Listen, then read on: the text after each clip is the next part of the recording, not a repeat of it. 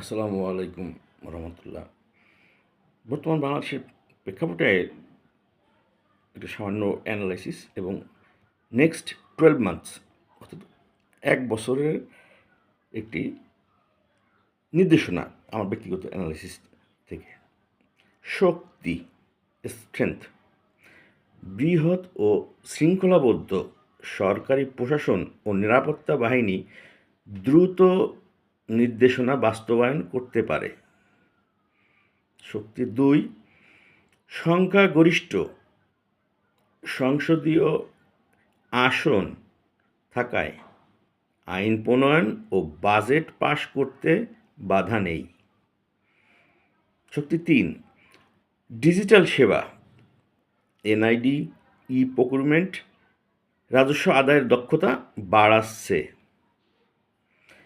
Remittance প্রায় $22 billion ও পোশাক রপ্তানি প্রায় $45 বিলিয়ন, যা বৈদেশিক মুদ্রা রিজার্ভ রক্ষা করছে। সবুজ প্রবৃদ্ধি নীতির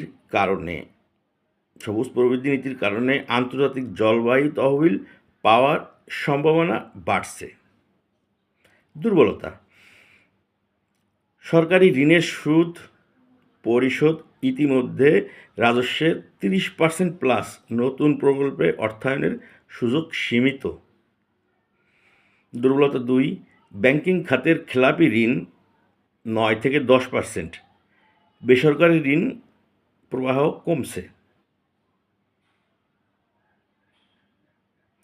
যুব বেকারত্ব 15% এবং দক্ষতার অমিল সামাজিক অস্থিরতা তৈরি করতে পারে। বিচার বিভাগ, নির্বাচন কমিশন ও দুর্নীতি দমন কমিশনের স্বাধীনতা নিয়ে প্রশ্ন আছে। জলবায়ু পরিবর্তনের ঝুঁকি, বৃষ্টিপাতের অনিয়মিততা, কৃষি উৎপাদন ৫ থেকে ৮% ওঠানামা করে। সুযোগ, অপরচুনিটি বাংলাদেশে: ১, বিশ্বব্যাপী সাপ্লাই চেইন পুনর্গঠনের ফলে চীন ভিয়েতনাম থেকে বিনিয়োগ বাংলাদেশে আসতে পারে যদি এসইজেড দ্রুত চালু হয়। গভীর সমুদ্রবন্দর ও মৎস্য সম্পদের মাধ্যমে নীল অর্থনীতি, ব্লু ইকোনমি যেটা আমরা বলি, নতুন রাজস্বের উৎস হতে পারে। আইটি অর আইটিএস রপ্তানি 15% প্লাস হারে বাড়ছে। সহজ নিয়ন্ত্রণ কাঠামো দিলে আরও কর্মসংস্থান তৈরি হবে। বিবিআইএন ও বিমস্টেক চুক্তির মাধ্যমে আঞ্চলিক বাণিজ্য বাড়ানো সম্ভব। সবুজ বন্ড ও টেকসই ঋণের মাধ্যমে সস্তায় অর্থায়ন পাওয়া যেতে পারে। হুমকি,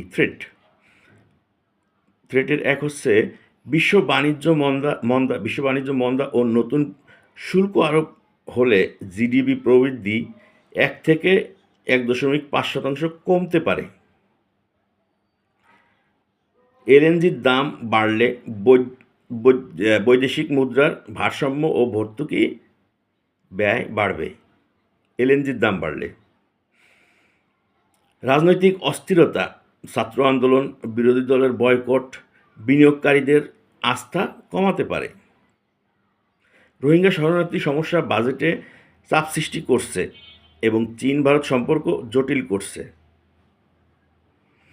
ঘূর্ণিঝড় বা অনিয়মিত বৃষ্টি মূল্যস্ফীতি 10% প্লাস করতে পারে এবং জরুরি আমদানি বাড়াতে পারে। পরবর্তী ১ বছরের জন্য কৌশলগত কিছু পরামর্শ এজন ওপেন রিসার্চের: ১, ব্যাংকিং খাতের খেলাপি ঋণ দ্রুত পরিষ্কার করুন এবং মূলধন পুনর্গঠন করুন। ২ থেকে ৩টি এসইজেড দ্রুত চালু করে নিকটবর্তী দেশ থেকে বিনিয়োগ আকর্ষণ করুন। গ্রামীণ কর্মসংস্থান ও সার ভর্তুকি রক্ষা করে যুব বেকারত্ব নিয়ন্ত্রণে রাখুন। গ্রামীণ কর্মসংস্থান ও সার ভর্তুকি রক্ষা করে যুব বেকারত্ব নিয়ন্ত্রণে রাখুন।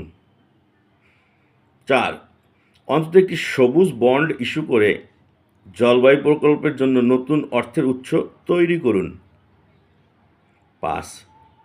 রোহিঙ্গা সহায়তা বিষয়ে স্বচ্ছতা বজায় রাখুন যাতে আন্তর্জাতিক সাহায্য হঠাৎ বন্ধ না হয়। এই 5টা আমার সাজেশন ব্যক্তিগত। ধন্যবাদ সকলকে।